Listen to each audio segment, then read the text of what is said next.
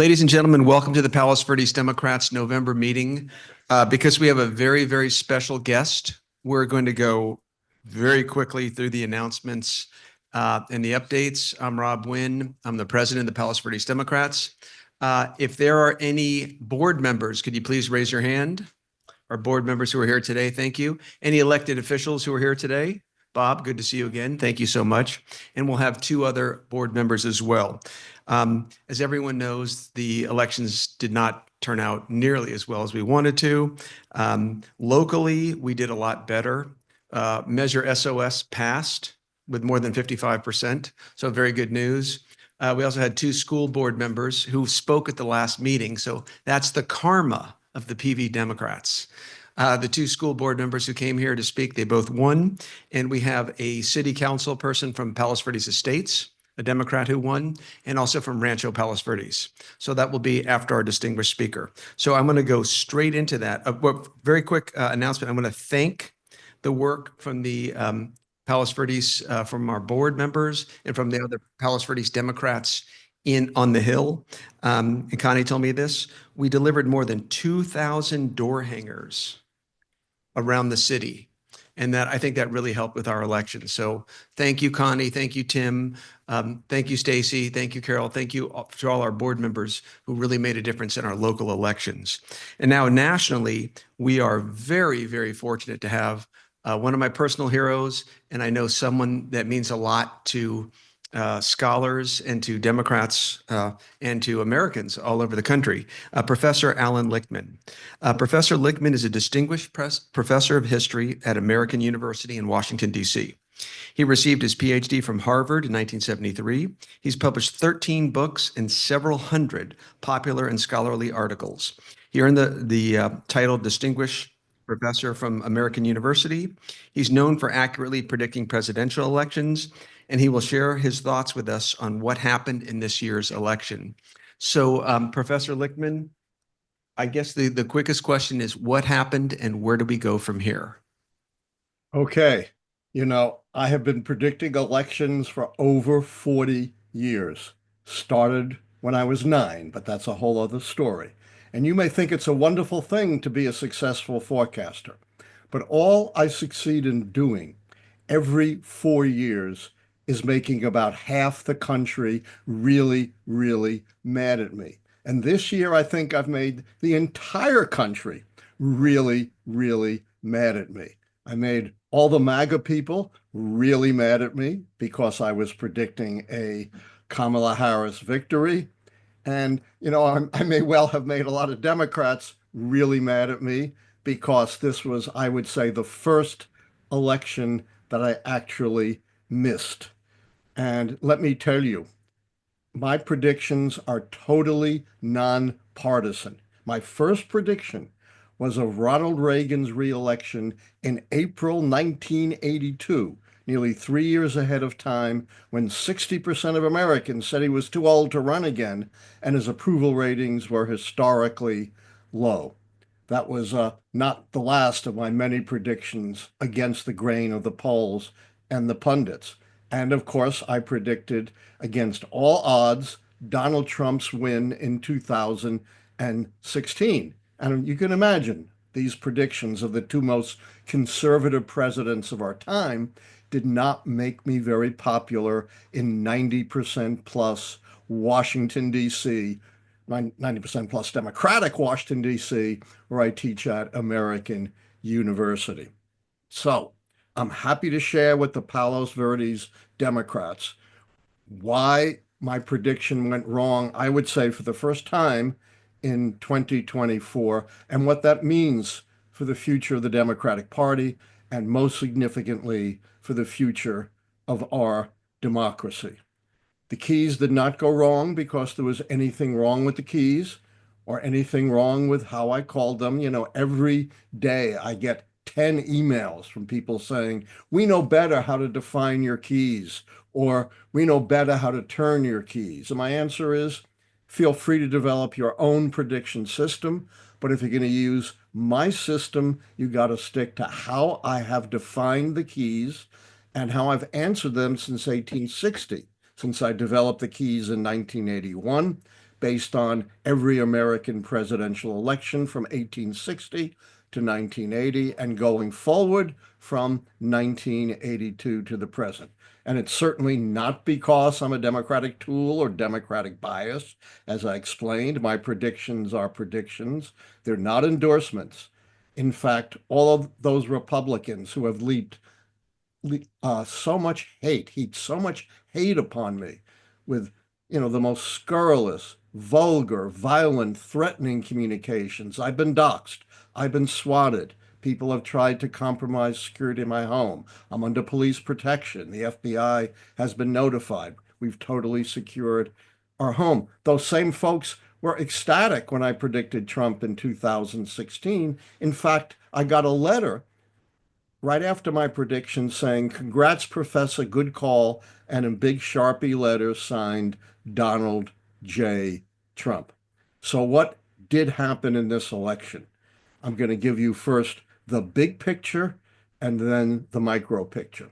The big picture is we have seen something in this election that shatters the precedent of history. I'm not psychic Gene Dixon with a crystal ball. I'm not Speaker Mike Johnson who thinks the Almighty talks to him. I'm an historian. My calls are based on 160 years of history, but that can be broken, and it was broken this year. Why? Because of disinformation. We've always had disinformation, but we have never had the explosion of disinformation and have it be as widespread as it is in this election.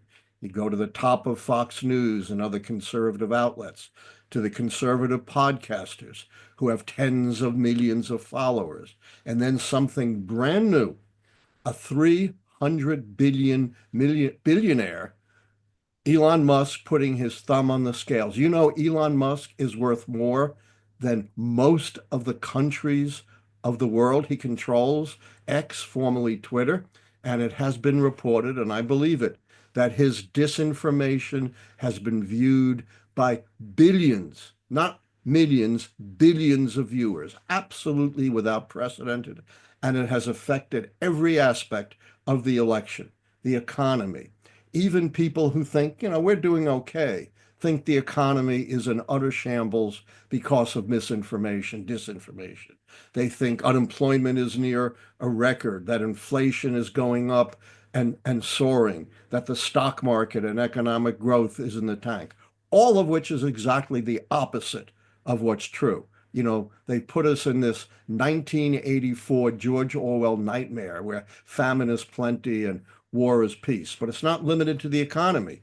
We have this incredible disinformation about immigrants, that they're these bloodthirsty criminals out to get you.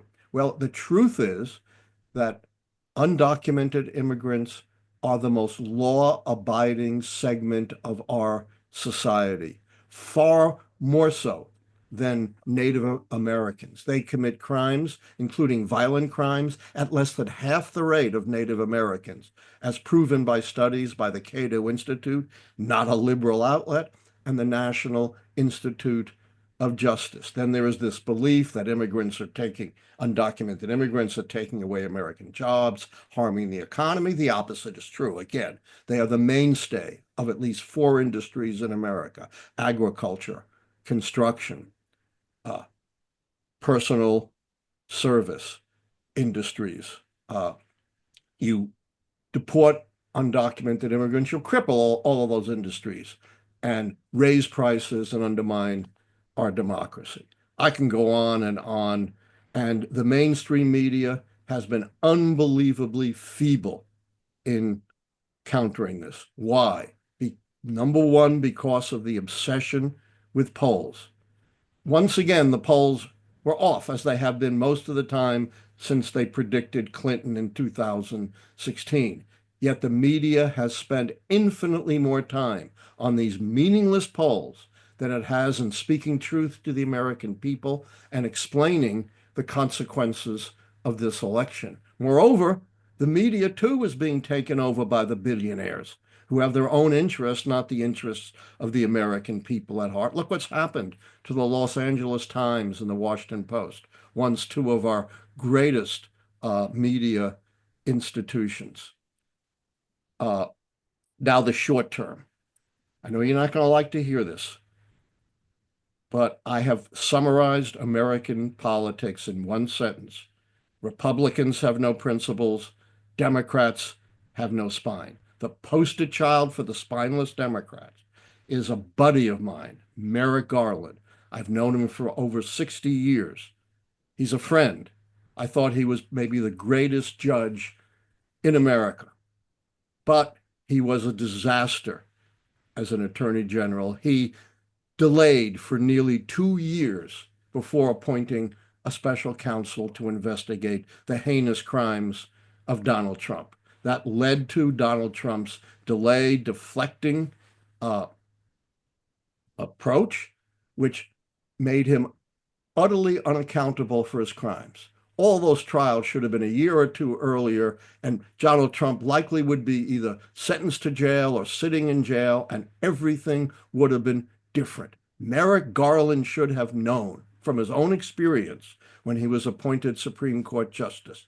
It doesn't matter what you do. The Republicans will do whatever they want anyway. And this idea that I've got to avoid appearing political because, oh my God, the Republicans might jump on that, is the epitome of spinelessness. Then the other thing that I think infected this election and demonstrated my point was leading Democrats viciously, openly, right out in public, trashing their elected sitting president and their elected nominee. I have never seen anything like that, and I have studied American politics since the founding. And my hands are clean on that. I was the most concerted critic at the time of exactly what the Democrats were doing. And it was based on one debate. To listen to those Democrats or listen to the media, you would think 0% of viewers thought Biden won. Well, 33% of viewers thought Biden won. That's about comparable to the percentage that thought Trump won against Harris, and yet Trump won the election. It's way higher than the Barack Obama's disastrous first debate with Mitt Romney when 20% thought he won. And since then, Biden has performed admirably. No sign that he's demented or senile. In fact, there are far more signs of Donald Trump's decline.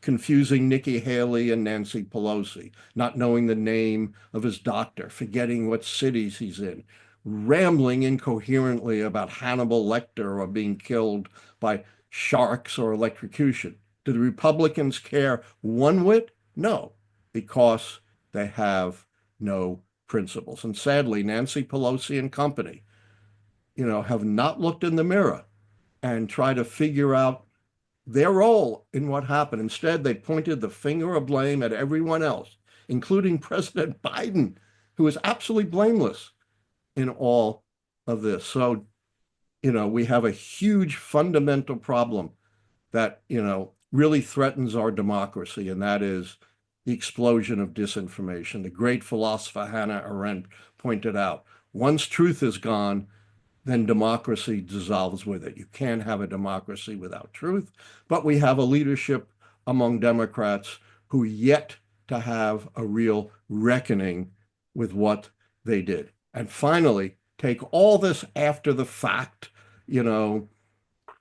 explanations, from James Carville, who predicted a Harris win and now says, oh, she did all these wrong things. Look, half of the critics says she lost because she was not progressive enough. The other half says she lost because she was too progressive. Take all that stuff and do with it what the great British philosopher David Hume said, do to works of superstition. Consign them to the flames. The difference with the keys is I have a record, a 42-year record, a basis for figuring out why uniquely things were different this time. I've spoken enough. You can ask me any question you want. Don't ask me about the opera, and we'll be very happy. Oh, great. Thank you, Professor Lichtman. And I do want to open it up to anyone here in our live studio audience, and then we'll take questions from the Zoom group. So, yes, sir, you have a question? Speak slowly and loudly. I'm old and hard of hearing. No, I'll bring the microphone. Oh, Go that's ahead. better. Yeah, I'll just bring the microphone to you. Go ahead.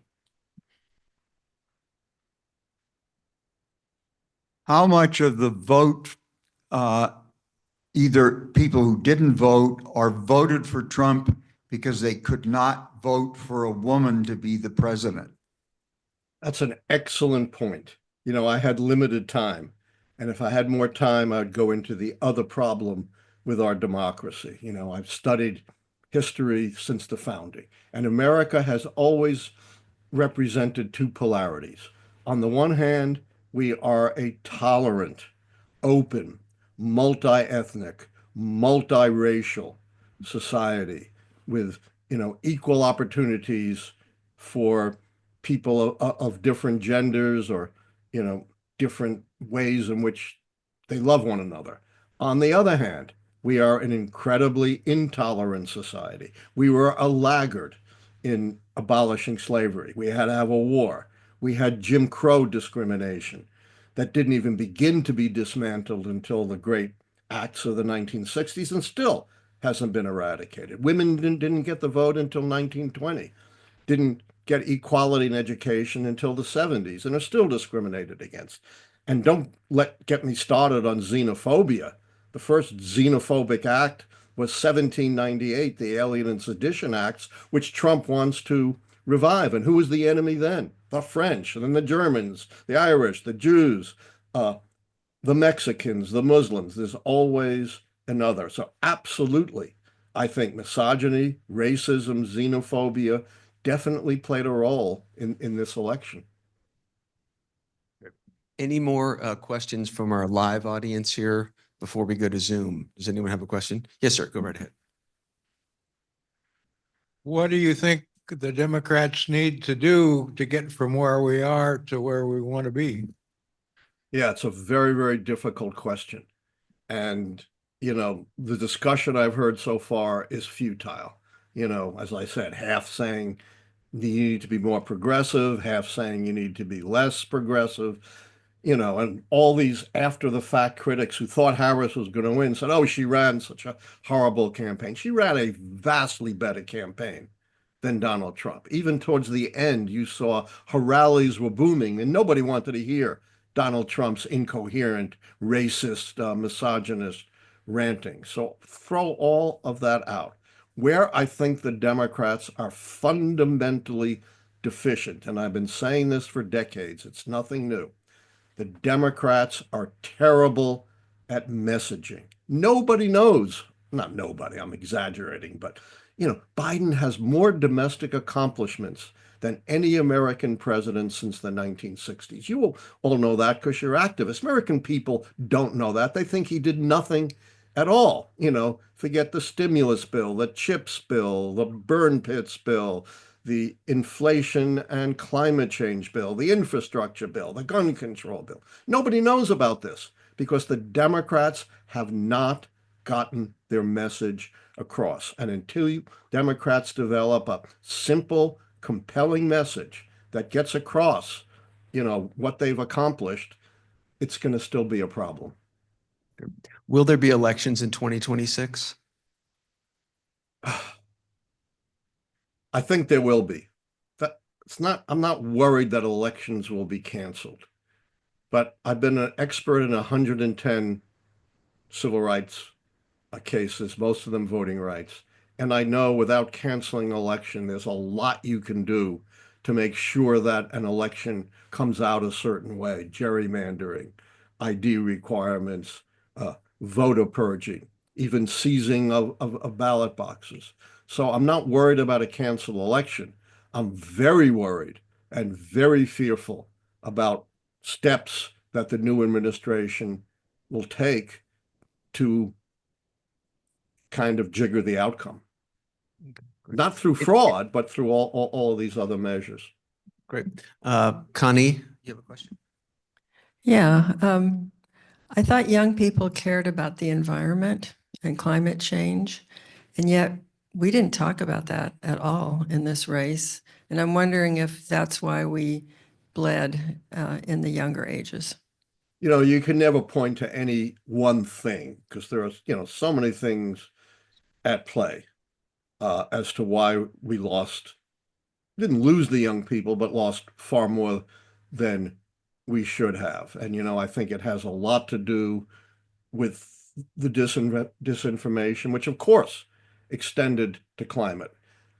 Democrats need vastly better messaging on climate as well as on everything else because it somehow hasn't penetrated. The truth is, and my wife is a leading climate change activist. She runs a political action committee, Vote Climate US.pac, and she's educated me on this. And if we don't solve the climate crisis, not much else is going to matter because we're going to have a planet that's barely livable. I'll quote you something, a businessman's letter that was sent to President Barack Obama on the eve of the Copenhagen summit. It said, unless we solve the climate crisis, life on this planet could be unsustainable. And we can do it by actually improving the economy by moving to new technologies. You know who signed that letter?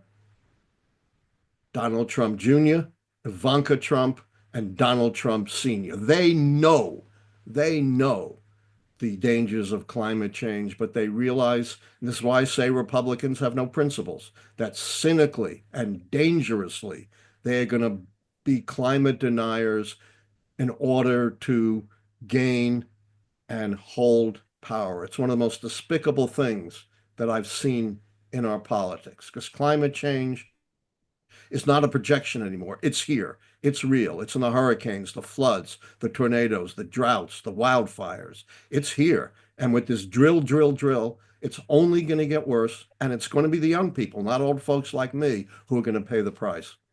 Great. Thank you, Professor. We have time for one more question here, and then we're going to go online. Thank you. I'm Deborah. I'm concerned about the social media aspect because there are so many different pods of social media now, and we don't know who is controlling, different ones. And so we don't really have a way to say, oh, this is the one that you should be listening to, just like we don't have a good journalist source that we can say, listen to this. In my own family, my kids think I listen to too much MSNBC. But, as far as I'm concerned, that's better than listening to the local news. It's very sad. The voices of reaction and disinformation are drowning out the voices of truth. It's very, very hard to find them. And you've heard me. I'm nonpartisan in my predictions. When I see the Democrats doing things that I disagree with, I will call them out. I will call out Republicans. And yet look at the hate and danger that's been heaped on me just for speaking out. And the problem with social media is it doesn't promote the truth. That's not how the companies make money. They make money by reinforcing, disinformation and then inoculating you to the truth. And, I wish I knew the answer to that. I really don't. When I was a kid, I read a lot of science fiction, and some of the plots were about a few people who became so mega rich that they were able to control the society. Well, we're getting close to that, unfortunately. All right. We're going to open it up to to our vast Zoom audience. So, Sure. yeah, I'm gonna get to the live questions right here, so people are rewarded. I can go on as long as you want. I Yeah. don't have a hard Oh, no, deadline. thank you very much. We'll probably go in an extra 5 or 10 minutes. But That's if we have fine. any Zoom questions, Steve, go ahead. Yeah, hi. I agree with almost everything you said. I had two questions. Well, one observation. When One at a time, because Yeah. I come old. I can only Yeah, let's handle just pick one. your number when I one was- question, When please, I was Steve. phone banking, I saw, I had TV on, and almost the entire time, CNN and NBC had the name Donald Trump or his picture with the text on it, nonstop, and very little, which is kind of weird. But the question I had was, the impact of the war and genocide in Gaza on the voting, and was it people flipped to Trump, or was it people didn't show up? Well, again, you can't, there are any number of issues and concerns, and you can't pick one out and say, oh, that decided the election. But you put your finger on something. The real story in this election was not a boom for Donald Trump. He got a little bit more than he got in 2020, but not that much more. The big story is those Democrats who voted for Biden in 2020, and we don't know exactly how many, but it's probably at least 8 million, a lot, who didn't vote for Harris in 2024, likely didn't vote at all. And somehow the Democratic Party wasn't able to reach those people, or in my view, they were victims of disinformation. They were probably, more marginal voters. They didn't like Donald Trump, but they bought into the fact that, the Biden administration had driven the country down the drain, the exact opposite of what's happened. We're the envy of the world. And they figured, oh, I don't want to vote for Trump, but I don't want to give this administration another 4 years. That's my theory. No way to prove it, of course. Great. Do we have another question on Zoom? Reggie? Okay. Marat? Marat, do you have a question? Yes, quick comment. Historically, any government that's got so much power like this one, all branches of government, they tend to overreach. So in 2 years, my guess is that people will swing to the other direction, and we have an opportunity, Democrats, to regain Congress and Senate in 2 years' time. But my question is regarding the policies of the Democrats, because I believe both the results and polls show that some of Democratic policies are not popular with the majority of the American people, including the working class. For example, immigration and crime. If you look at the results along the Mexico-Texas border, those are primarily overwhelming Hispanic. In 2016, only 5 of those counties went for Trump. This time, 12 out of those 14 counties went for Trump. And it's not correct to tell these people that they're racist or they don't support Latinos. They are working class people. They view this new wave of immigrants as pressuring their wages, going there for their jobs, and that's how they feel. Now, I don't know where immigration fits in your 13 keys. I would like you to explain that. But the second issue where I think we're out of step is crime. If you look at the results of the election in California on crime, it was a whopping failure for the Democratic Party. The mayor of San Francisco, mayor of Oakland lost their jobs. The district attorney Gascon lost his job. And Proposition 36 that is pushing for harsher penalties for misdemeanors, shoplifters, passed, despite their... I got it. I got your Okay. point. Yeah. Look, again, you can pick out any issue you want and claim that's it. We know this is the problem. No way in the world to prove that. Leaving that aside, I don't disagree with you. Democrats need to do much better on immigration, which is not just an issue. As I said, it is rife with disinformation, that these undocumented immigrants are criminals. They're the most law-abiding segment of our society, that they're taking jobs away from Americans. They're not. They are major contributors to 3 or 4 of our industries, but somehow that never got across. But beyond that, yeah, I do think the Democrats need a better immigration policy.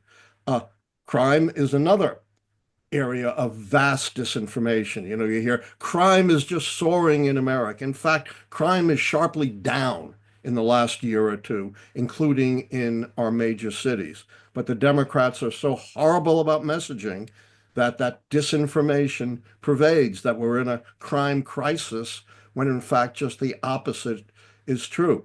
And, I am infuriated by the attention given to this horrible situation of a murder, which is just awful, by an undocumented immigrant. There are nearly 25,000 murders every year, 60 murders a day. And you highlight this one murder, by an undocumented immigrant when, there are so many more murders. Do we say, a native-born white American Christian committed a murder? But oh no, it's an undocumented immigrant who committed a murder, even though that is incredibly rare, unusual among undocumented immigrants, and far more usual among Native Americans. I don't know how you deal with this, and the media is utterly complicit in it. And, I'm infuriated by this. Professor, we have about 5 more minutes and we want to get in a couple of questions. So if we have a Zoom question, if you could just ask your top one question, and we'll go through there. Okay, Reggie, do we have another? Okay, so Wally, please just ask one question. Yeah, I'd just like a reaction to this. Thank you for the opportunity. I really applaud the Democrats for showing how to be a good loser, but I'm really stuck with the fact that if you start with a different premise number one is that Donald Trump had a lot at stake in this. Not only is there billions to be gained from his victory, but he also would have gone to jail without it. Add to Agreed. that, the second observation that he never has played a game in which he didn't cheat.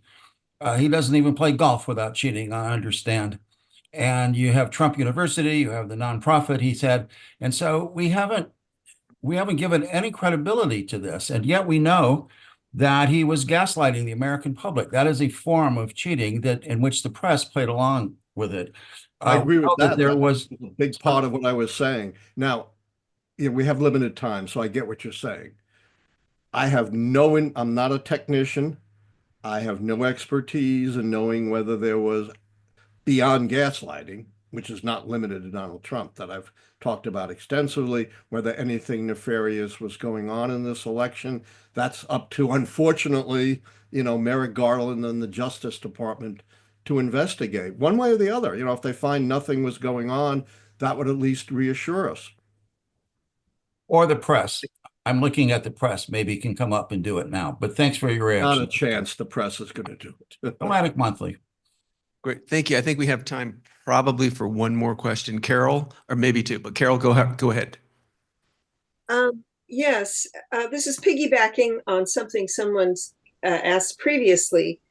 If the media is generally biased toward the right, would our dollars be better spent by trying to purchase some media stations or media entities? I think that's a great idea. That's certainly what conservatives have done, or vote with your feet. I canceled my subscription to the Washington Post. I have been reading the Washington Post for 60 years and loved it. Bob Woodward, the great Bob Woodward of the Washington Post, one of my close friends. But now that it's in the control of this billionaire, he's driven a great newspaper right into the ground, that I'm not going to give them my dollars and my attention. All right, thank you so much, Carol. Reggie, do we have one more online question? Sure. Okay. All right. Professor, do you think, we're waiting for that next question, and I'll make it quickly, make this quick. Do you think the Democrats can get their act together in time for the House and the Senate in 2026? I'm not convinced, until they look in the mirror and face up to, their own problems and stop pointing fingers at everybody else. The answer is no. But if they have a real reckoning, then the answer is yes. Before we sign off, let me just say a couple of things. I have a soft spot in my heart for Palos Verdes. I was visiting out in California, and I hiked that wonderful trail, over the Pacific Ocean. It was absolutely inspirational. I also understand your community, among others, has real issues with climate change. And, I feel so bad that, we're now going to have an administration of climate change deniers who are going to make climate change worse. I really feel for your community. Finally, I'm not stopping. I'm going to continue to speak out despite all that's happened to me, check out my live show with my son, who's out in California, every Tuesday and Thursday at 9 p.m. Eastern, 6 p.m. Pacific. And you can find it at Allan Lichtman YouTube, ALLANLICHTMAN YouTube. That's fantastic. Well, Professor, we're going to go ahead and get you an extra Palos Verdes Democrats t-shirt, so Oh, please. you can be an honorary member of our club. How about that? I love it. Thank you so much. Although, again, I have my partisan views, but my predictions are nonpartisan. Great. Thank you very. How about a big hand for Professor Lichtman? Thank you. And we'll mail that to your address at American University. How about that? That'll be fine. Take Okay. care. Great. Great. Thank you very much, Professor. Thank you. Bye-bye. All right. Oh my gosh, what a fantastic speaker! Right up there with Rick Wilson, some of the national fantastic speakers we have. And now we have two city council members. If I could ask them to come up, and they're going to talk for a few minutes and then take questions. We have Derek Lazaro and George Lewis. So how about a big welcome for them? All right, I'm going to read their bios. They're going to speak for a couple of minutes about what's happening locally, and then they will be taking questions from the audience and then from our online group as well. Derek Lazaro was elected to serve on the PV Estates City Council. He has worked as an attorney, small business owner, cybersecurity expert. Oh, you must be busy. An information technology executive. For nearly 8 years, he served as one of the 5 city PVE planning commissioners and chaired the commission for 2 years. So thank you very much, Derek. Keep this away from me. It might be a little too loud. George Lewis was elected to serve on the RPV City Council. He has lived in RPV for 8 years with 2 sons in the school system.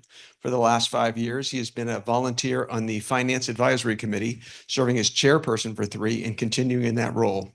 He's an actively licensed CPA and has an MBA from the University of Chicago and a master's in accounting from the Keller Graduate School. So thank you very much, George, as well. So we're going to start off with you, Derek. Talk about some of your goals of being elected. First of all, congratulations to both of you. We're very, very pleased that you both won. So oh my gosh. We're going to take whatever good news we can get. All right. So Derek, talk about your journey and what your plans are for maybe like 3 to 5 minutes. And then George will talk. And then I apologize for this, but George will talk and then we will take questions. So about 3 minutes each. Thank you so much. All right. Well, hi everyone. How are you? So I have been on the PVE Planning Commission for 8 years, and a lot of my focus there was on the environment of Palos Verdes and the housing, navigating the housing situations and all of that. Probably the biggest topic in PVE right now is funding for the city's operations, and police and fire make up almost 50% of the municipal budget. Right now, we have a $5 million Measure E, which funds primarily the police department. Police department actually costs about $7 million to run, but that sunsets in 2027. And one of the big things that we've heard is, folks were not obviously universally supportive of SOS. We have to pass something bigger than Measure E to continue to fund city operations. And so there's a contingent of folks out there who are very unhappy about this, and they sort of are opposed to what they view as sort of taxes being stacked on top of other taxes on top of other taxes and so forth. And so one of the most important things I think for PVE will be navigating those questions and helping members of the community understand what it costs to run the city, what the choices are if we don't pass a replacement for Measure E. And then there's some other topics too that are I think a little bit less pressing, but have to be dealt with eventually. Things like the city hall, which has some structural problems. We have some water intrusion issues throughout parts of the city as well. So we just kind of need to be realistic about some of these things and prioritize those issues. And I think that probably one of the biggest differences in the approach that I plan on taking compared to the previous city council is I think the previous city council largely believed that they could find efficiencies and make cuts to the city that would then sort of pay for the core functions like police and fire. And I think that has proven not to be true. The cuts were made and in fact sort of destabilized the city. We've been through 5 city managers in 6 years. We don't have a planning director, or excuse me, we don't have a public works director. We just replaced our head of HR, and we don't have a finance director. But the point is that sort of city staff has been extremely destabilized. That's another key priority is sort of stabilizing the staffing situation within City Hall so that we even have the people to do the jobs that we need to do. So it's a lot of hard work ahead of us. But the good news is we do have a new city manager. He's an excellent person. I think he's a people person. I think he will be strong in terms of recruiting and sort of rebuilding a team that's functional within City Hall. I just don't have enough time to say all the things I want to say, so I'm just going to gush a lot out, which before I even talk about anything I intend to do is a heartfelt thanks to this club, to certain people, to Connie, to Paul Seo, to Eric Allegria, the people that helped lead me through this process. I was a rookie candidate, had never run before, and it showed. I definitely made some rookie mistakes, but I had great people and a great team behind me. And so I can't even begin to talk without thanking this club, the greater club of LA, and all of our people for turning out and voting. And so I'm always, from your emails and your phones to me, I will always answer. My website's still up. My email is rpvgeorge@gmail.com. I'll answer the phone. I'll always hear your concerns. You're my constituents. So I got to say that right up front. As far as RPV goes, a little humility for me is in order. I do know the city's books well from being on the Finance Advisory Committee, so I know the challenges that we face with the landslide from a cost perspective, if not an engineering perspective. But I think there's a certain amount of I'm going to have to take a little while to find where the water cooler is, when you start a new role. And so I think listening first and speaking later is probably a good, humble way to start. But I do have some ideas about things I want to do. I mean, first and foremost in RPV, the landslide is a major problem. It's always been there. It's always been sliding a little, and we had a baseline rate of spending. And then with the rains that came, or perhaps due to that and perhaps due to other causes, no one really knows, the landslide started really accelerating, and the amount of spending that we've had to do has increased greatly. And the finances of the city had been really well administered, and so we had good reserves. But the current rate, if this year of spending were to continue, it's unsustainable. And so that has to be addressed. And as a finance guy, I look at that sort of first and foremost. And what's really hard is that we don't really, there's a lot of volatility to what the outcomes can be. Right now, these pumps they put in seem to be doing the job. The landslide has really slowed down. It hasn't rained. Maybe a dry winter would be real good for us. We usually hope for a little rain in the winter, but after a couple wet winters that filled up the reservoirs, we could take a dry one. That wouldn't be bad for RPV.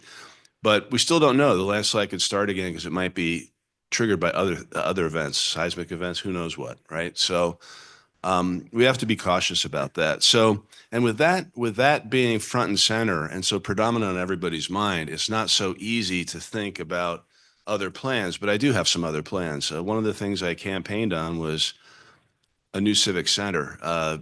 Yours may be leaking a little bit. Ours is a bunker from World War II with no heat and no air conditioning. And so we have good people in RPV. We have a really good staff, and we've been blessed not to have a lot of turnover there. But, you can't make city workers work in substandard conditions for very long until they're going to say, hey, I can get this gig over in Torrance or Orange or, wherever they go. And so we need to find a way to get that done. And now there's a lot less money to do it than there was before. I don't think that's a conversation I can advance now, but it's a conversation I want to advance at a certain point. Along those lines is something like the Clean Power Alliance, right? That's probably not something that is going to carry the day right now, but I got 4 years to get that conversation started. And I'd at least like to introduce that as a concept for RPV because it would do a lot of good. And so, but in the absence of being able to achieve these bigger medium-term goals, I think about what small things can happen right now. When I think about the environment, which curiously I was the only candidate that really ran on environment at all as a plank. The other 4 didn't, which kind of surprised me. But I'm thinking about, and I heard some great things over the fall about what Rolling Hills did with just little replacement of some non-native plants with native plants and less water consuming plants. Like what little, you think globally, but what can you do to act locally? What little singles, bunt singles, and little improvements can we make to help our environment right in RPV that don't cost a lot and can squeeze in when there's this huge other problem going on? That's how I'm thinking right now. But again, I repeat, love all you guys. Thank you for your support. And you always have my ear. Thank you. We are very lucky to have you guys, and thank you for bringing 2 rays of light for us right now. We're going to take some questions from our live studio audience, and then we'll take questions online as well. So would you like to start? All right, here we go. You'll start us off. This is for George. How much FEMA money have we gotten so far, and can't we get more if whatever the answer to the first question is? I don't want to speak about this too authoritatively because I have not been on the council. So a lot of what's happened, I'm a little bit distant from. We did not get a declaration. The state did not advance to the federal government a declaration that this was FEMA eligible. We didn't get that support. So I kind of made a lot of noise about that. I mean, tornadoes get it, hurricanes get it. Why wouldn't a landslide? A landslide is even in the law. If you read the law from way back in the 70s, a landslide is named as a cause that could trigger funding. There's some technical reasons, and I have to accept them. But that process didn't happen. Now there has been some money that's come through. Janice Hahn got us some money. And I think there was another grant that came out. I don't know if it was a FEMA grant, but we did get a buyout program going. Now the buyout program is underfunded. It's already way oversubscribed, but hopefully that might have come from FEMA. I'm not sure the exact source of that, but we can at least bail out a dozen or 2 people who are red tagged and just basically are wiped out. I mean, that's really a terrible thing to happen to you, to just be completely wiped out. So we can at least take care of some of them and gradually chip away at this. If that money can be replenished, I'm going to look into it. And of course, everybody I'm sure on staff is looking into it. Then we might get some more. That might have been FEMA money, but I'm not 100% sure. Any questions from the audience here? Anyone? You had mentioned, Derek, SOS. And as far as you know, and George, you can answer this as well. We'll start off with Derek. How is the implementation going to start? Implementation, excuse me, and how long will that take? I should preface it by saying I only know what I've heard talking to some members of the SOS committee, but there's going to be a number of board meetings where they'll set some of the key priorities. There will also be a citizens oversight committee, so there'll be kind of independent members selected from the community to help shepherd the process.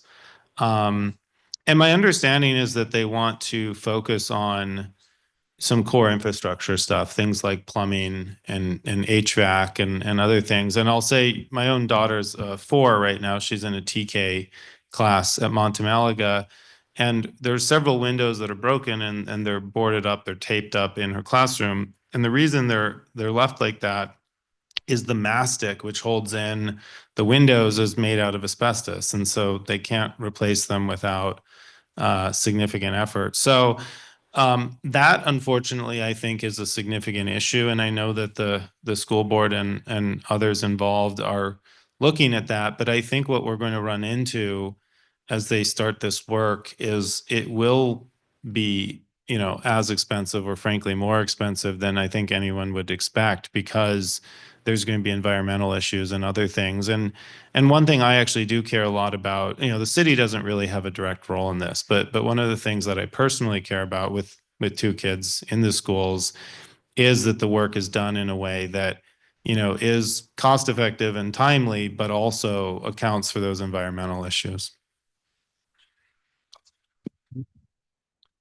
There's not a whole lot that I would add. I mean, I agree, and it's a region-wide issue, so it's going to be implemented the same by the PVP USB. It'll impact RPV and it'll impact PVE the same to the extent where the facilities lie.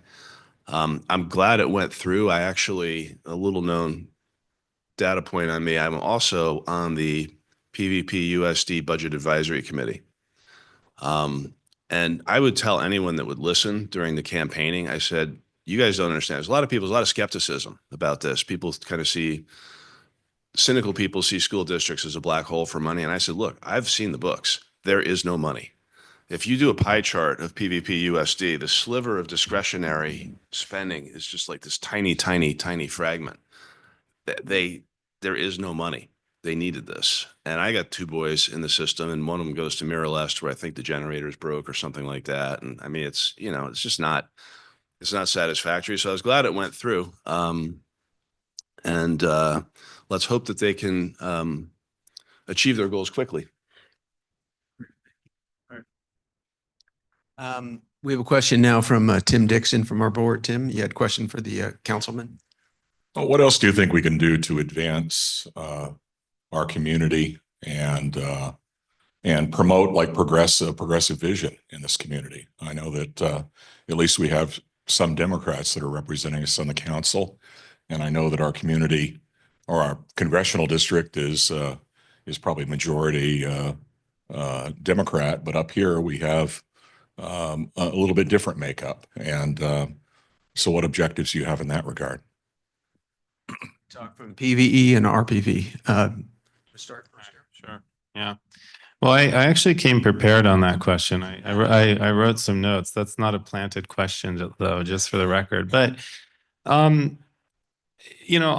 say this. And I want to start off, I guess, maybe by saying I'm sensitive to how a lot of people are feeling right now after this national election, and there's some strong feelings. But I have been a registered Democrat for my entire life as a voter, and what originally appealed to me, I think, as I think about myself as a young kind of high school graduate, is the Democratic Party was the party of inclusion, right?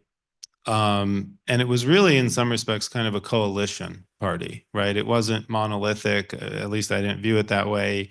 It was a party of various coalitions and inclusion, and the idea that it really kind of the party of free speech and open-mindedness. I think that one of the things that we run the risk of as Democrats in the wake of this election is forgetting that, number one, the goal is to win elections, right? And then you think, well, how do you win elections? And I think that we have to be inclusive. We have to persuade those who, frankly, we may think disagree with us, or are kind of those centrist type people that are not necessarily always on board with everything that we're saying. And then, frankly, I think we also have to compromise. We have to remember that not everything that we sort of think is the mainstream planks of the Democratic Party is shared by everybody equally, right? And that some level of compromise is necessary. And I think I think the last thing I'll say is I think there's a lot of strength in a lot of the planks of the Democratic platform from a moral perspective in terms of compassion and wanting to really extend a hand and help people that either, you know, don't have a lot of money or they've just come to this country or right, they need a hand to sort of get to the next step in where they're trying to go in life. But I think sometimes that hardens us as Democrats. We take a view, frankly, well, we've got the moral superiority, so the other people must be bad, right? And I think that's not the right way to think about it. I think that takes the Democratic Party away from being the party of inclusiveness. And so I think there's got to be a little bit of self-reflection there as well, especially with emotions as high as they are. And I think that's how ultimately Democrats can win back, you know, and re-inspire some of the folks that are more toward the center. But we've learned we need those votes to actually win. Yeah, I think that's extremely well said. I mean, I'll speak for myself in terms of my history. I mean, I've been a registered Democrat for 36 of the 42 years I've been an eligible voter.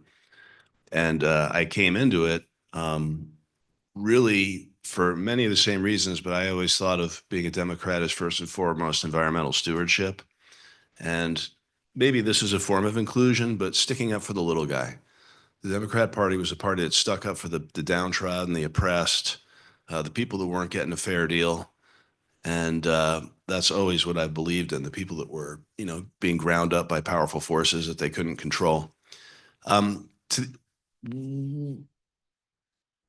answer the question, what can we do locally?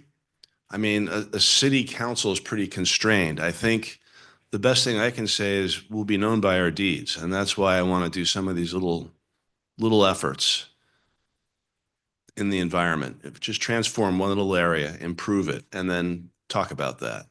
Do another one, improve it, talk about it, so that people say, hey, this is good. I like this, what they're doing. And build momentum and build conviction and persuade minds by doing good deeds. All right. Reggie, do we have any questions online? Oh, Moran? Yes, Moran, please. Yes, I couldn't agree more with the council member who said that we need to win elections. We have to be inclusive, but we also need to win elections. But I want to give you one specific example, and I want to see your reaction. Let's take one issue, and it's an issue that played in the election on advertisements from Trump. That's the transgender issue, in particular, men playing in girls' sports. That's something that I've never heard anyone talk about in this club, and I know it's controversial. But if you look at Gallup polling, 70% of people believe that people who are born biologically as men should not play against girls. At the same time, we don't want to discriminate against transgender people, but this is an issue, and I've heard this from many, deep thinkers, that the Democrats need to shift culturally more towards the center if they want to win elections, because we have lots of immigrants, Latinos, Blacks that are actually culturally more conservative than the mainstream Democrats, particularly the college-educated Democrats. So how would you tackle that issue? To give you an example, a congressman who won in Massachusetts, in one of those purple districts, these are the people we need to learn from, because in a red wave, he managed to win.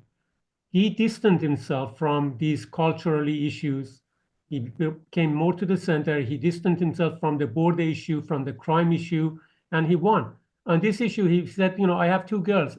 I don't want them playing against men. And he got attacked right away. His campaign manager folded. When that issue was asked on CNN to the leader of the Progressive Caucus, she said, I find that question offensive. So that's the challenge to Democrats, because we are such a diverse community with different opinions. It's hard for us to compromise on some of these issues with the majority of the people. But what is your solution on this particular issue? Well, I think that it's a version of what I was trying to say when I said I think the Democratic Party has historically been the party of inclusion in a very broad sense. But that also means the diversity of ideas within the party and a spectrum of ideas within the party. And I think that, again, there has been a movement toward a kind of moral hardline view that there's one right answer, and that if you're not on board with that, you are not a tolerant, inclusive person. And I understand, right? I mean, I understand why that is a view that a lot of people seem to hold, because you know they're really pushing for progressive change. But I think it in its own ironic sort of way makes the Democratic Party less inclusive in a sense, because it means that there's a smaller spectrum of views that are sort of tolerated within that discussion that's happening internally. So I think that it's at least a worthy topic of discussion, right? I mean, again, I think part of the whole point, one of the things I'm attracted to in sort of public life is the ability to have really open and honest debates. And I think that was part of my brand. And frankly, part of why I won was I was identified as a candidate who was willing to say, I'm critical of the current council. Here's how I'm different. Here's my ideas. Here's exactly what I think on that issue. I didn't really hedge it, and I was willing to kind of engage in debate. And I think that we're losing that a little bit nowadays. Debate is seen as so risky. It's so, whatever. And so I think we need to think about that. Okay, I'll keep it short. We're running out of time. Okay, well, I mean, yeah, again, I think we think quite alike in some ways. I I might speak for myself and say that, and maybe this is because I'm not particularly politically ambitious. I don't really change my policy alignment and what I think and what I say I think to fit who I'm talking to. So anyone can ask me anything about anything. And as you pointed out, we have a very diverse party. I mean, I hold views that are probably significantly more conservative than the majority of people here, and I hold some views that are so radical that they don't even get talked about in public. That's particularly in criminal justice reform. So, I mean, but I'll be happy to share that. I'm not going to take up the time in the meeting right now, but anybody who wants to ask me what I think about anything from, gun control to abortion to, criminal justice reform to foreign policy, I'll answer. But none of it has anything to do with being a city councilman or an RPV. So, but I do think that what we've lost is the ability to have conversations. We should never be afraid to debate. To debate your ideas and defend your ideas in a debate is to show that you have strong ideas and conviction in them. And it's really important to realize in a country of 300 million people, no one's going to agree on everything. No one's going to agree on everything. And so you have to allow for the fact that there's a lot of people out there that may see the same issue in a radically different way than you do. And you can't confront them with aggression. You have to confront them with understanding that, people get most offensive when they feel fear. We feel fear when our core values are attacked. People on the other side feel fear when their core values are attacked. So the only way to make progress is, yes, you have to compromise. That's key, because you're never going to get everything you want. It's not possible in a plurality. And second of all, you have to not come with aggression. You have to come with understanding. It's like Stephen Covey said, in order to be understood, you have to understand. 7 Habits of Highly Effective People. I've always loved that one. We actually have a couple more questions. Okay, sure. We're going to keep this going for about 5 more minutes, and then we'll come back to you, Connie. But go right ahead. You have a question, sir? Hey, Scott Houston, board member at West Basin Municipal Water District. I want to say, first of all, congratulations to both of you for winning. On a practical level, especially up here in the peninsula, because it is a much more tax-averse public. So for both of you on your councils, how do you think you could implement some of the things you need to do? Because both your cities financially have some difficulties. And one other question, this is more toward George, but how do you also not let the landslide take all of the air out of the issues that your city's dealing with, because I've heard a lot about that in your community. Thank you. Take out the air, the water, and the land. All right, start with you, George.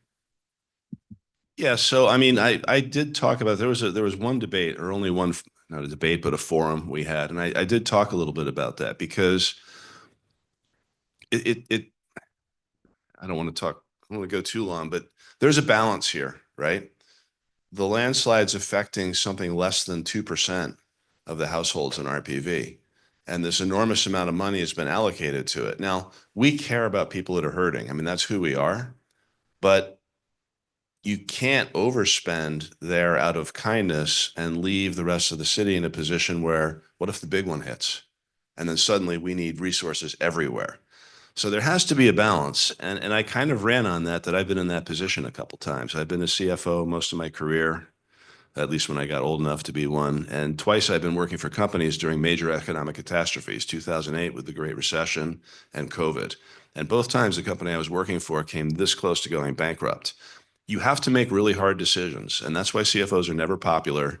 I mean, when things go great, it's never due to you. And when things go bad, it's always your fault. And they generally view you as sort of that Nosferatu vampire-like. But that's because you have to come through and say, I'm sorry, for us to survive, these people have to go, or else we're all going to go. And, you know, nobody likes to hear that. It's not popular. But in order to be successful, like I said, the current rate of spending is not sustainable. We will run out of money. So we can't do that. So we have to find a sustainable level. And that's really hard to do because there's so much variance and outcome of what's going to happen with the landslide. But, you know, it's hard to fight Mother Nature. And that's not popular to say on the campaign trail because people don't want to hear, well, some of these people will suffer hardship and there's nothing we can do. That's not popular to say, but it's kind of true. So to answer your question as shortly as I can, I'm going to say my goal is to find what the sustainable level is that will maintain the guardrails on our budget and our finances such that our balance sheet will stay strong as it has been, and we can still help as many people as we can. And that's a mathematical calculation that the finance department can do. We just have to lead them to it. I think we've been operating in kind of a reactive mode, and now that we've got some stability with it, it's time to take a more forward look. I hope I can bring that energy to the council. I'll try. Yeah.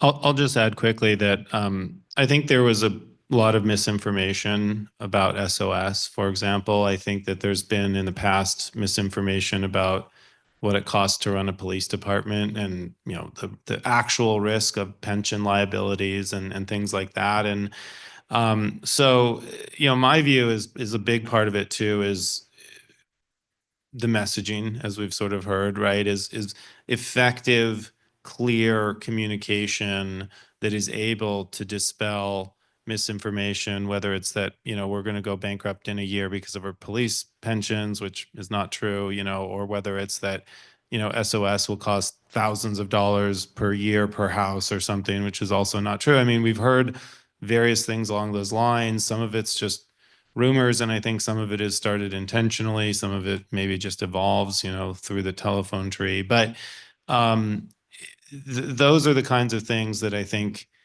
we need to clean up and fight against. And again, we need to go on Nextdoor, as uncomfortable as it is. We need to go on in the various forums of public debate and have the tools and the, you know, equipped so that we can effectively communicate on all of those platforms. We have time. We have time for one more question or comment, and then we have our college speakers are waiting in the wings. So, Connie. So I wanted to talk about the last topic. We seem to have moved away from that, but it's about the party. And the way I see it, as someone who's steeped in it, deep inside the party, I don't see it as you have portrayed it. I think there are a lot of fringe voices that get amplified, and then there's the impression that the party is way far to the left when it's not. You know, I look at the 5 elected leaders of the California Democratic Party. One of them is kind of on the left, and the other people are center left folks. And You look at what's happened in Congress, the squad hasn't grown. They're the same size, but those voices are amplified and we get painted with that. And I don't know the answer to it, but I just wanted to make that comment. I'll give you one example. Okay, Derek, thank you. But so this is relevant to PVE locally and maybe RPV too.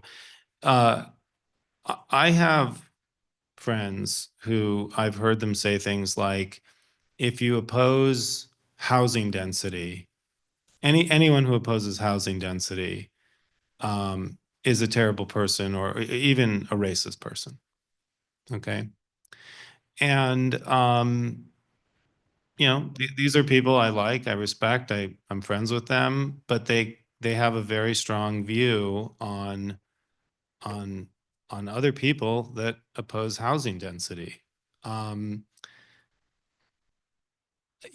think that's, and I'm not saying that that's an official Democratic Party plank, right? But I think my point is that there is language being used today by people that consider themselves Democrats who are relatively active in sort of talking and thinking about politics, that there's been a sort of moral decision, for example, on housing density, that it is a good thing, and that anybody who opposes it must oppose it for bad reasons, and in fact might even be a bad person. And I think it's incumbent on the Democratic Party, the mainstream of the Democratic Party, to clarify that. And I think that that's where some of the failure has been.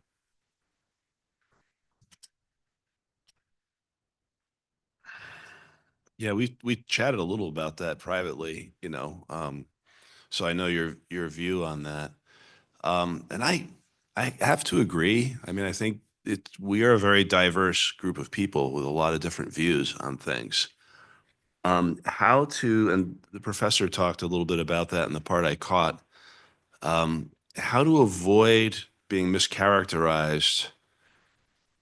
I don't know if I have a great answer, but I would say that once in a while, it's necessary for leadership, if there's a really fringe person making a lot of noise, to say, hey, we love this person, they're on our team, but not everybody agrees with all that, or there's other ways to look at this. And that voice has to be at least as loud as the shrill person, or else that shrill person is going to drag everybody along with them. And that's a very delicate line to walk, because then you turn into the circular firing squad and all that we hear about. So I'm not going to say I'm the best person to advise on it, but I get the sense that that's a possibility. Thank you very much. This has been from the national to the local. How about a hand for our two city council members? Yeah. Keep coming back. We'd love to have you. You guys were great. And we are very fortunate to have you. And thank you for bringing some information and a lot of rays of sunshine, much needed to us today. Thank you so much. Thank you.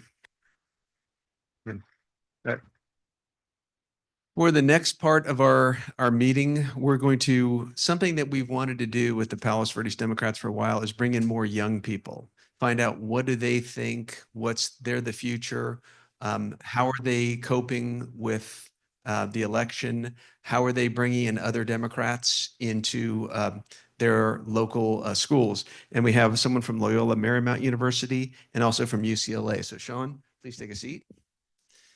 We have one person online and one person live. So our live person is Sean Sparks. As you can tell from his sweatshirt, he's from Loyola. Sean is a third-year political science major with a sociology minor at LMU. He currently serves as the LMU Democrats treasurer and the Los Angeles regional director for California College Democrats. He also interned with former city council member Mike Bonin. So thank you very much for joining us, Sean. Jack Thompson, are you there? Yes, I'm here.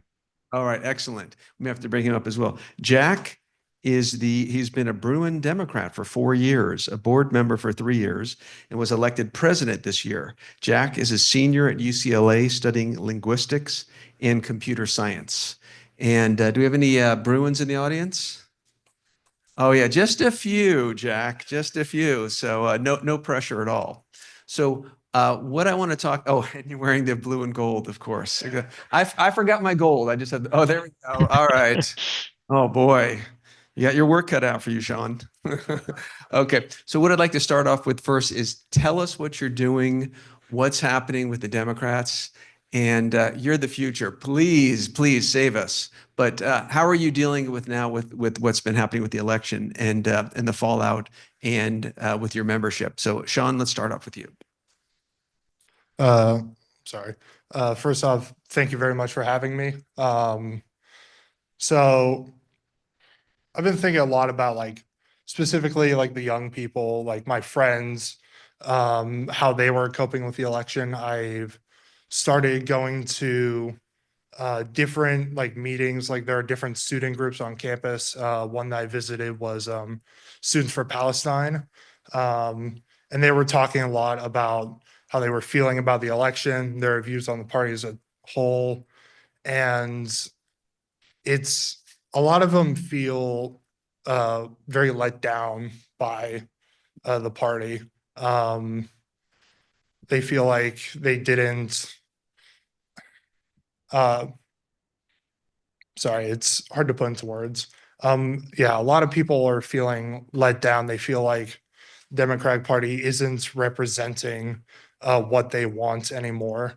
And a lot of them feel scared, honestly. I was listening to people talk about people who are like non-binary, like LGBTQ, talking about how they feel like about the next 4 years, and a lot of them are scared about what's coming. I'm sorry if it's not a positive message, but especially with the past week, looking at the cabinet picks that have been coming out, a lot of people are starting to get very worried in my classes about what's going to happen. Another thing that they were talking about, like in the Students for Palestine group, is a sort of disillusionment with the political system as a whole and the media system. A lot of people are feeling like it doesn't matter how loud they speak, they're just not going to be heard. And they're starting to look outside of the system, which I honestly found really surprising. They were talking about setting their sights off of the national and looking more local. They were talking about community gardens, trying to like feed themselves, trying to support themselves like communally. They A lot of them harkened back to the Black Panthers.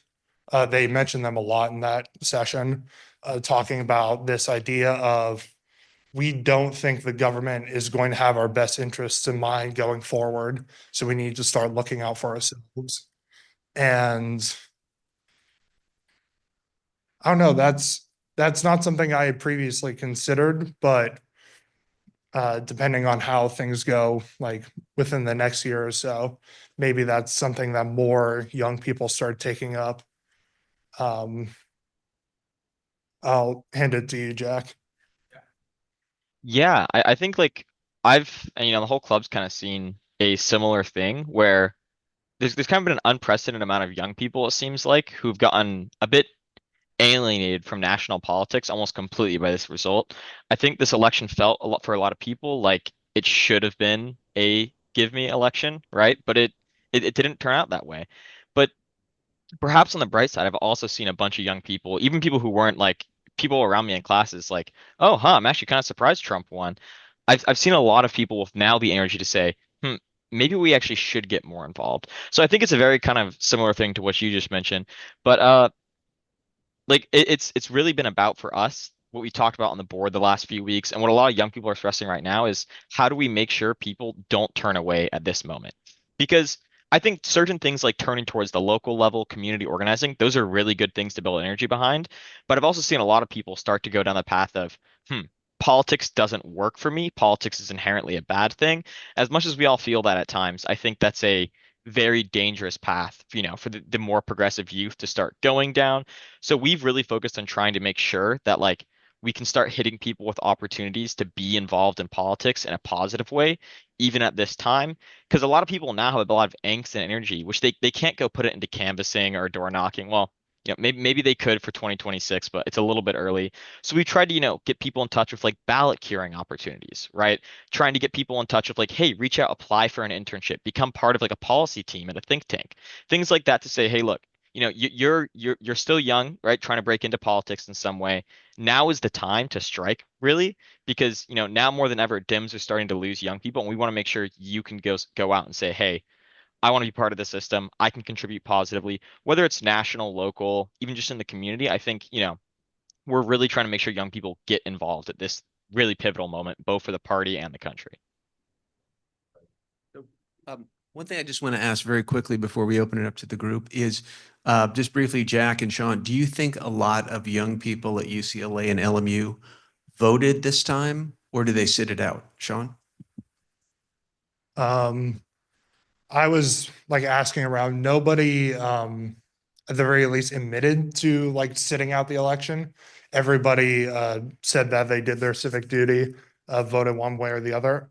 However, I saw some people like among my friends voting for third-party candidates. I think that's specifically like a California phenomenon where I feel like that's something I've heard every person I've talked to about politics in California say it's like it's a blue state. Doesn't matter which way I vote. So a lot of people voted among my friend groups for I forget the name of the Socialist Party candidate. A lot of people voted for her as, and they said like, even though like if it was a swing state, they would have voted for Harris, but since they were like secure, they went with the vote that spoke to them more. Yeah, yeah. Yeah, I mean, at least from speaking to people, it seemed like in college kind of campus environments, the turnout was pretty solidly blue. Like, there wasn't as much as kind of was foreshadowed of people who were really passionate about voting for a third party. But what I do think that signifies, looking at the fact that youth vote swung so far to the right, is that even college, students aren't necessarily representative of the youth as a aggregate. Like, there's a lot of different kind of subdivisions of the youth, along gender lines, class lines, what state they're in. And I think the Democrats need to kind of have a message that can appeal to the youth as a collective, but doesn't lose sight of, these smaller blocks, many of which are swinging to the right. Okay, go right ahead. So my understanding is that a lot of young people get their news from social media, not from the networks. And apparently a lot of misinformation is being distributed that way. What is your opinion about what can be done about that? Like, is there a way to fight that, or just what are your thoughts? And could you correct this by 2026? Thank you.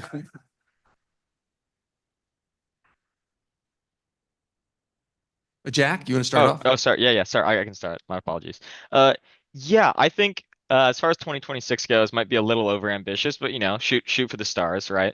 As far as what can actually be done about this, I think we find ourselves in a really tough spot as a country in this issue because, I mean, during the first Trump administration, he kind of tried to start implementing some federal oversights of social media companies, which would have likely been disastrous for them and for having an unbiased and like fair public space for discourse.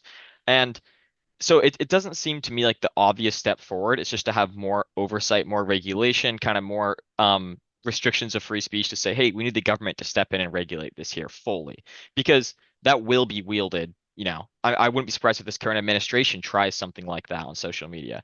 What I think we do need is the public as a whole to kind of hold these companies accountable, and the legal system to hold these companies accountable to a greater extent. I think, people, and this mostly applies to people who are more politically engaged like us, need to start saying, hey, I need to be very mindful of what sources I'm interacting with. Maybe I'm going to move from Twitter to Blue Sky or Threads or some alternate platform that isn't now owned by a openly pro-Trump billionaire, right? I think acts like this are something, will be very near term. We have a lot of control over them. And then hopefully in the next decade, ideally sooner, we can have some solid, maybe bipartisan oversight boards, something like that to curb what is an epidemic of misinformation online. But I think in the near term, just being very conscious about what sources you're interacting with, checking your own bias, and making sure that your clicks, your money, whether you're subscribed or it's just your ad revenue from what you're watching, aren't going to the biggest spreaders of these misinformation. I think the Professor Lichtman mentioned it earlier. Cancel subscriptions to news outlets that are spreading misinformation and lies, and do what you can as an individual while we try and work on affecting a systemic change.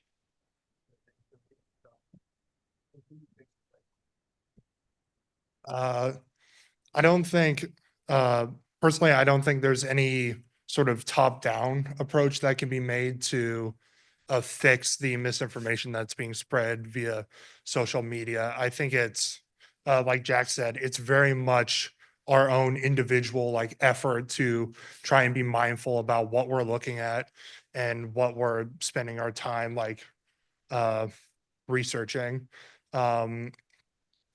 I don't know, there's something I was thinking about, about the story that came out regarding Haitian immigrants eating cats and dogs. And after that story spread around for a while, somebody confronted JD Vance about it, and he said that he fully made it up willingly.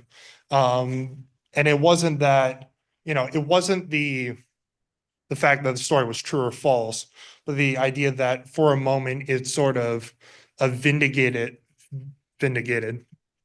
I'm sorry, people's fears. It hooked onto their emotions, and it just did it for a little bit. And with how rapid fire social media is, you'll see hundreds of stories a day, and each one is hooking onto your emotions little by little. And it changes the way you think without you even knowing it. It's actually a class I was taking for my sociology minor, Media, the Empire of Illusion. It's a very subconscious thing that these social media outlets are doing, and you would not even be aware of it by the time it was done. So yeah, it really is a individual effort. And it's not something you can force somebody to do, because if you do, they're just going to retract back. It's something that, at least what we try to do at LMU, we tried to just offer people who are looking the opportunities to find verified sources and verified news stories that aren't spreading misinformation. And I mean, I hope that there's other things we can do, but that's the approach that I've been taking so far. Connie, you had a question? Why did we lose young men? Yeah, oh yeah. Does it have anything to do with the manosphere red pill stuff also? Excellent. I could start this. Sean, oh yeah, all right, very good. By 7:00. Yeah. In short, I would say I think a significant part of it was that just my roommate is very much a right-wing person. That's something we need to have time. It causes some drama, but we keep it away from the dinner table. And he talks to other conservatives and Republicans on campus. And yeah, I would say a lot of what happens is that young men growing up, a lot of them are trying to find themselves, trying to find like their place in the world. And a lot of them felt that some of the progressive messaging, they felt like it was openly hostile towards them.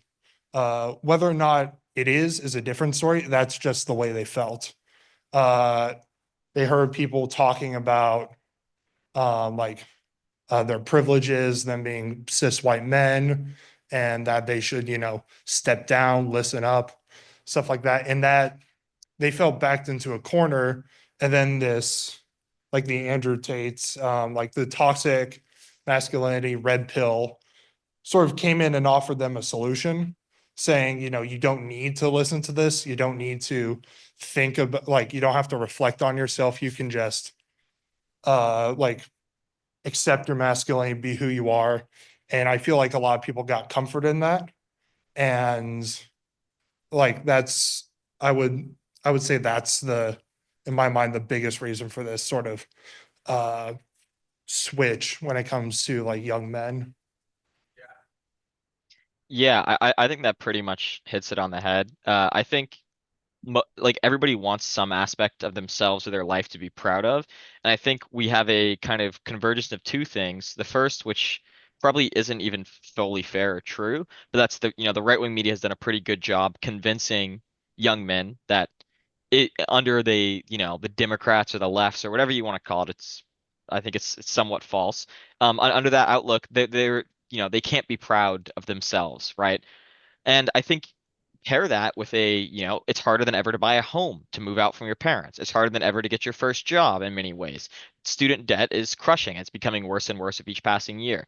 As a young man in America right now, if you are even remotely pulled into this right-wing media echo chamber, which, when you look at things like Joe Rogan and Andrew Tate, they're not even openly right-wing. They're just like, oh, this is like hustle culture, interesting, funny podcast commentary, and it kind of not so subtly, but somewhat subtly introduces right-wing ideas. It's very easy to kind of combine those two things and go, huh, yeah, my life isn't as good as it probably could be, and as I see people on social media having their life. And I have a great opportunity of this right-wing narrative to blame the other, whether it's immigrants, whether it's progressives or like equitable hiring practices. I can blame something besides myself, right? And I think that's probably the big reason why young men flipped so heavily. And I think, the kind of way out of this, hopefully, is twofold. Number one, we need to actually make sure that, young people coming into the workforce, coming into trying to buy a home, actually have access to these things in the same way that many young people have had historically. And number two, I think we need to advance, because I don't think it's actually true in practice that life is any worse for young men under a Democratic government than a Republican one. It's probably even better. But we need to advance a sort of rhetorical or aesthetic vision too for young men, which isn't just, oh, but employment statistics say you're actually doing fine. When there needs to be a more kind of emotional, visceral appeal that can compete with the likes of Joe Rogan or Andrew Tate, who are very much selling a lifestyle rather than an ideology. So I think the answer is we have a podcast that we all fund with Jack and Sean leading it and bring in some young men. What do you think, guys? All right. Produced by me. All right. All right, we have another question. Go right ahead, sir. Statement is that regarding social media, it's kind of funny because, the Biden administration really tried to block TikTok, as we all know, and our country tried to block it. And I think a lot of us do have fear of TikTok and who owns it and manages it. Obviously, Trump welcomes TikTok. I don't think he has a problem with that. And unfortunately, a lot of young people and others are there at TikTok. So that train's left the station. I don't know how we fix it, but it's an interesting dynamic between the two parties. But Sean, in particular, what you said, and this I think has been a challenge for the Democratic Party for many years, at the local club levels or state party, and I'm sure national, is just how we even attract young people to get involved in our party. Because what's happening is when they're disaffected, they go somewhere else. They form a third-party club. They think the third-party candidate is going to be the answer. It's a two-party system in the country, and I personally think we need to try our best to get them in our camp rather than that other side or these third-party groups. Bless the third parties, but I don't know how we all do it, but it's unfortunate. I hear that a lot. A lot of people are abandoning both parties, and I don't know what we're doing to attract those young people. Jack, you want to start off? Yeah, sure. I think there's kind of two pieces to that. I think the first is what are we doing to attract young people? I think the Harris campaign actually did a good job trying to engage with new forms of social media, right? Like they ran a much more kind of youth-oriented social media campaign. That I think that actually probably had it might have been even worse if they didn't have that success. But what we can do beyond that likely does look like trying to meet people where they are, which is the thing that's commonly used in like the educating space, right? Like you meet the student where they are. And I think in this case, we need to recognize young people aren't coming into this with like the perspective of, oh, I don't know anything about politics. Let's see what both parties have to offer. They're coming in with the perspective of politics has failed me on the news every night. I see what a disaster and what a joke it is, which is true to a large extent, but it's also probably somewhat of a overly negative or hateful outlook. And I think it's critical that when, if Republicans can promise all these kind of, or right-wing producers can promise to the youth all these like, oh, you'll be rich, you'll be successful, you'll like be your own boss, these kind of like vague things, then they do so in a relatively negative manner by pulling other groups down. I think Democrats have an opportunity to kind of start advancing an alternate vision, which is a positive one of politics, right? Wouldn't it be nice if your representatives got bills passed instead of arguing? And I think in many ways, there needs to be an aesthetic that you can sell to people. And then if you can do a good job advancing that by saying, hey, look, our goal is just to make politics work for you, forget even what we're trying to pass precisely at this moment. That also goes a good way to the second half, which is preventing people from moving to a third party. Because when both parties don't really get, and I think, the Biden presidency got a lot done, but at least as far as the messaging goes, when a lot of people feel like both parties don't get stuff done, why not turn to a third party that can't get anything done, but at least aligns with you a little more? If we can make people realize like the concrete things that the Democrats can actually get done for them at every level and the ways you can make politics work for the voters, I think that'll kind of solve both aspects of that problem. I fully agree with what Jack said. I think he covered like everything to a T. There was one more thing I was thinking about, and this isn't really something that we can actively push for. This is just something that's going to evolve over time. I feel like a lot of people our age, on some level, they feel like they just don't see themselves in Congress because we're not old enough, frankly. And as as time goes on and like more of Gen Z gets elected to Congress, to state and local positions, and once we start seeing ourselves and people that we can very heavily relate to, I feel like that's going to get us more engaged into politics, because we're going to be able to see people and say, they know these people grew up with my struggles, with the things I grew up with. They know me and they are going to listen to me. And sadly, like I said, we can't really accelerate that. But I think that gives some hope for the future, that as time goes on, I hope that Gen Z gets more involved and invested. Another question for you guys. Any questions on? I don't have so much a question, but some ideas for the both of you to think about. You, first of all, I'm addressing you because you are influencers, and now and probably will continue to be influencers. History shows us that it is certainly possible in time to change what looks to be a very disastrous political situation. We got rid of Nixon, we got rid of Reagan, we got rid of the second Bush.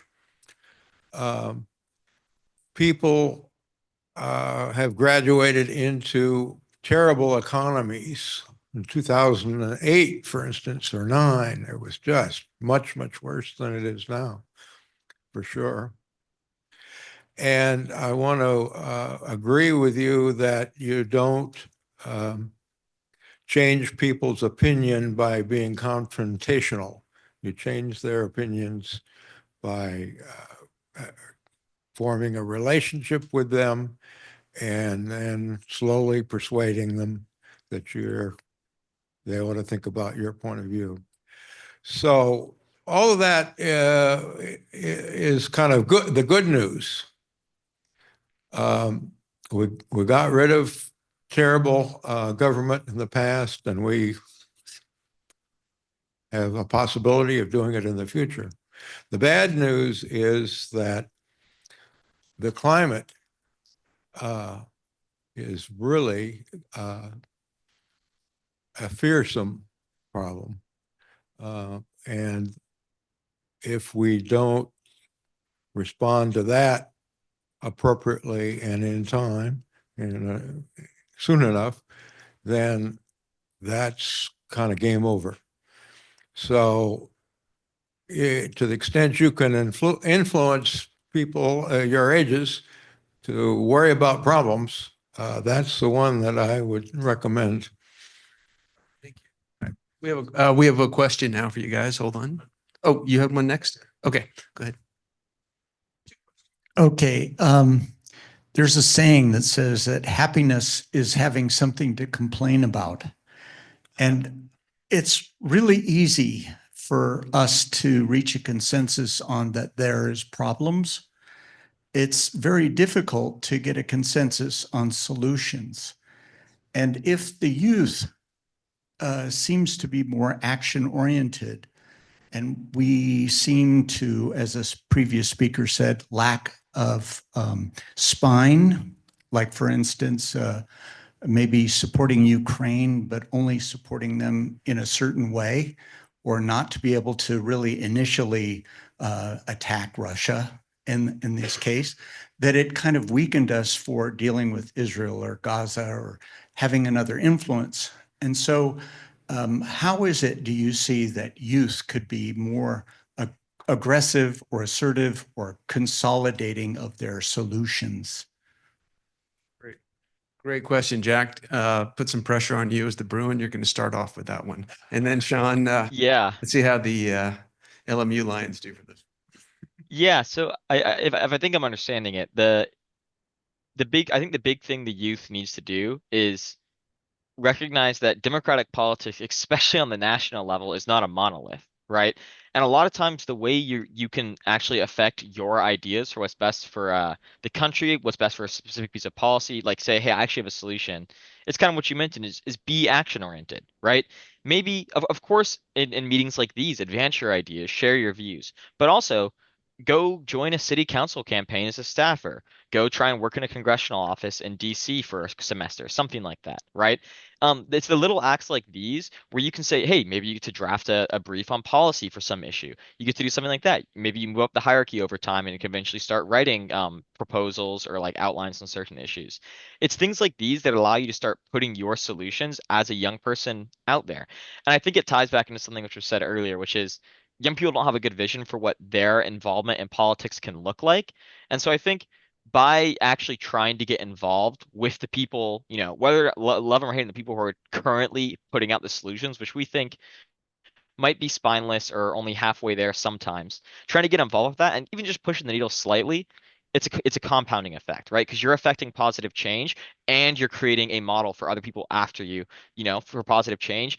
And you're showing the administrations, actual politicians, policymakers that, hey, young people have ideas and these can be productive, positive in the discourse. Let's make sure they have a seat and a voice at the table. Again, fully agree with what Jack's saying, like hit the nail on the head.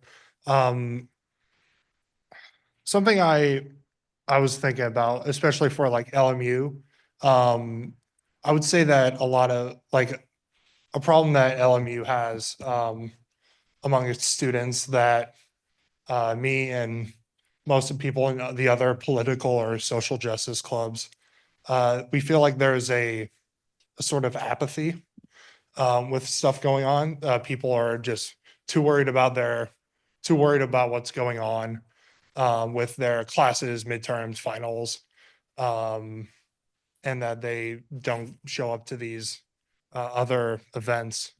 And I feel like sometimes a lot, because I was also like my first year, I also had that feeling. And the way to sort of get people to get to like a call to action, I know it's not very instructive, but in a sense, just do it.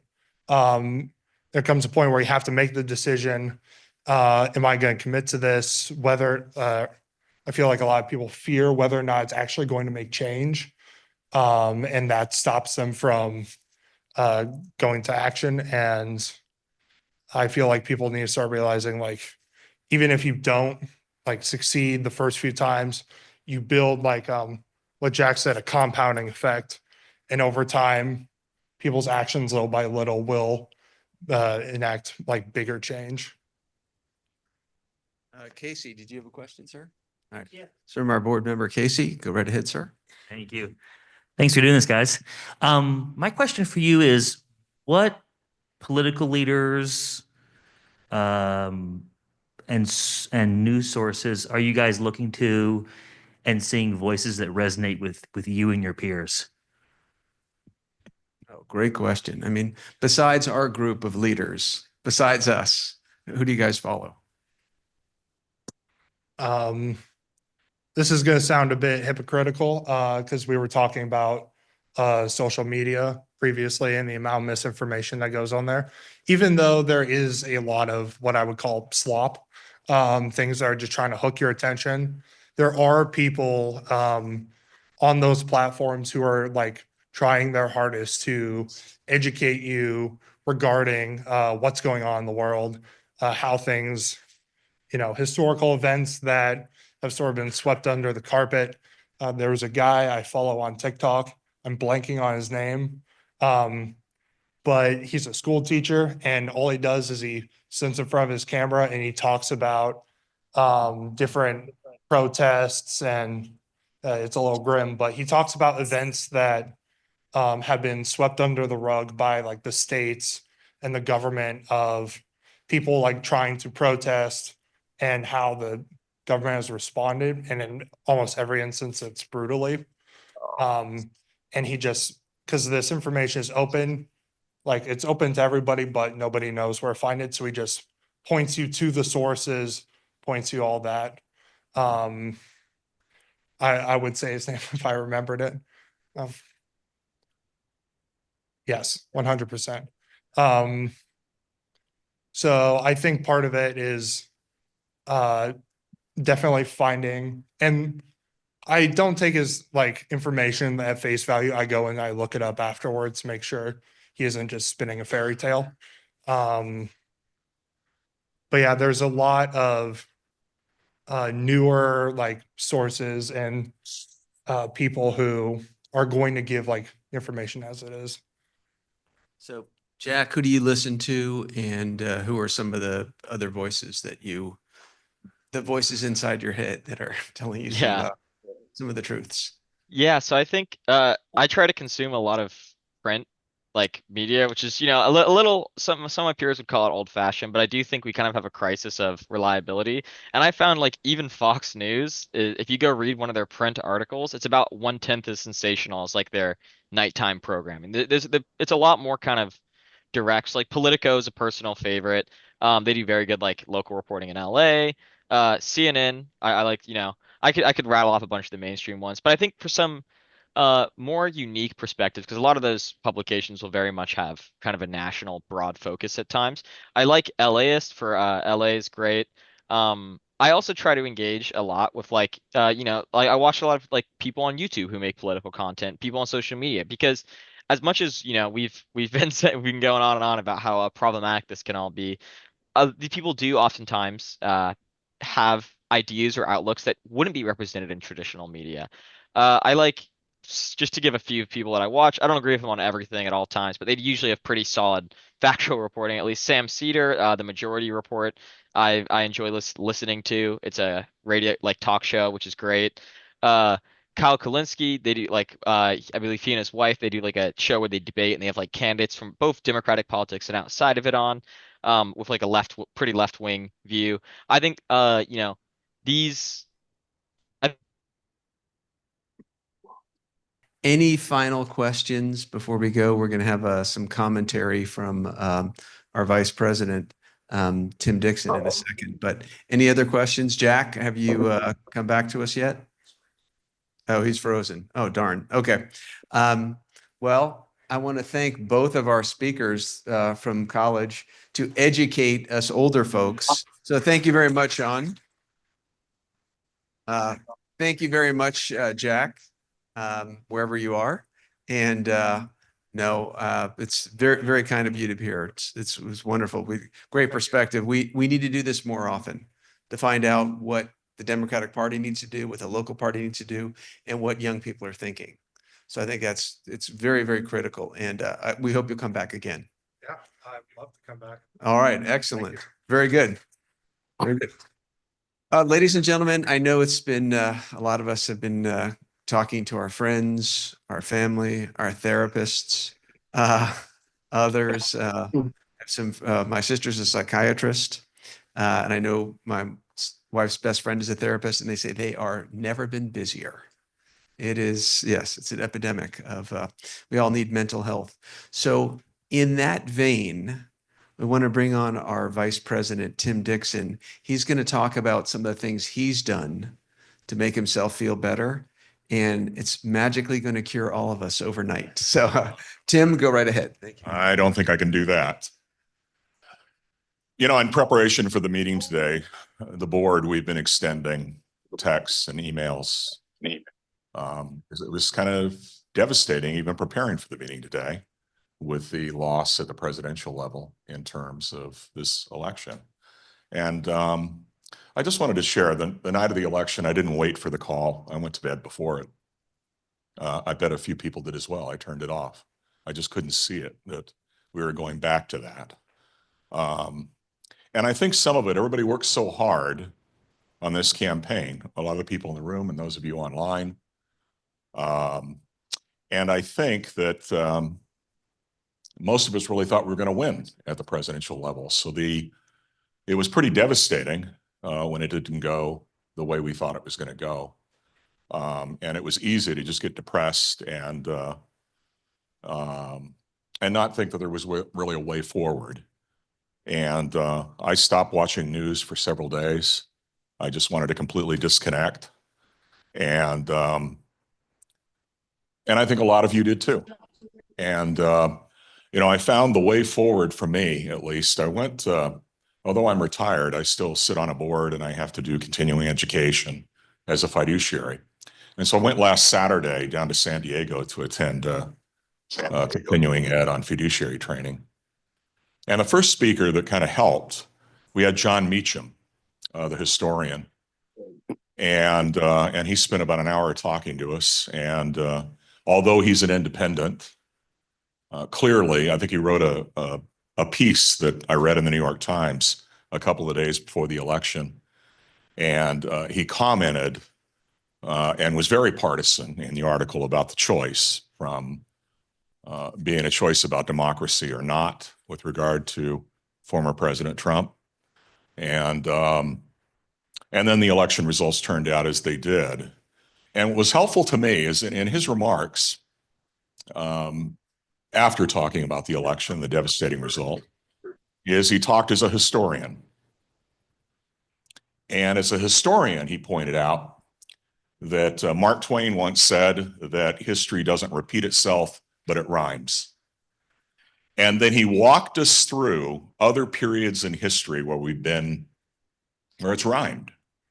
He started with the 1920s and 30s and talked about the number of members of the Ku Klux Klan that actually held public office.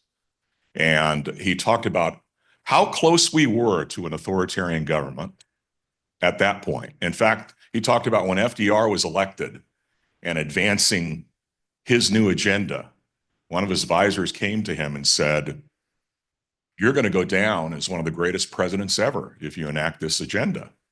And FDR looked at his advisor and said, "I may go down as one of the best presidents, or I might be the last president of the United States. But we as a country came through that and got through that and moved forward."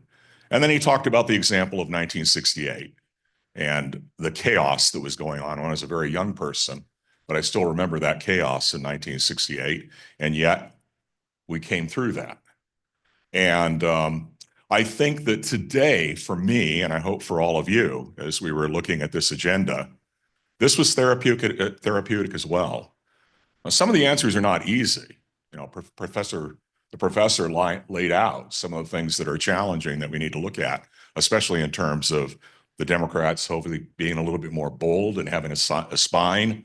And secondly, communicating our message. Connie Sullivan and I were at the DNC this summer.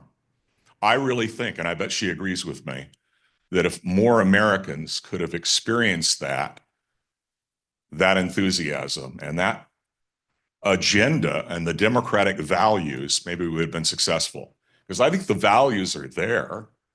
I think I agree with our new council person that at times the other side can point to us and say that our values are extreme and because we have a big tent. But, actually, I think if we focus on the things that the Democratic Party stands for, that we represent the working class, that we're reaching out to the youth in this country, and that they have a place in our movement, and we communicate and message that effectively, I think we can be successful in the future. So I don't think everything is lost. I think that we just have our work cut out for us. And I feel like I'm getting better. I hope everybody else is feeling the same way. And I think today, having the professor, our civic council persons, and the youth here was part of that healing and getting back on our feet and moving forward. And I just felt like sharing. It helps me therapeutically to share how I'm feeling. And hopefully some of you are feeling the same way, and we're going to move on and turn this thing around in 2 years. The one thing they're doing for us, and this is what's inspiring me, is this has been a shit show the last week. And sorry, I could have chose another word, but I think it's appropriate. I mean, my sister lives in Colorado, and she sent me a thing saying the pillow guy is going to be Surgeon General this morning, a joke floating online and that misinformation. And, you look at that and say, it's possible. And I really think in listening to the speakers today, from the professor to our city council to the youth, to these college Democrats, that if they keep moving like they are in the last week, and if that's their agenda, if we can communicate that and then communicate what the Democratic Party stands for, we can do well in 26. I really believe that. So I just wanted to share my thoughts, and if anyone else wants to share, President Wynn can. Great, thank you very much. How about a hand for Tim? Great. Connie, do you want to say a few words? Okay.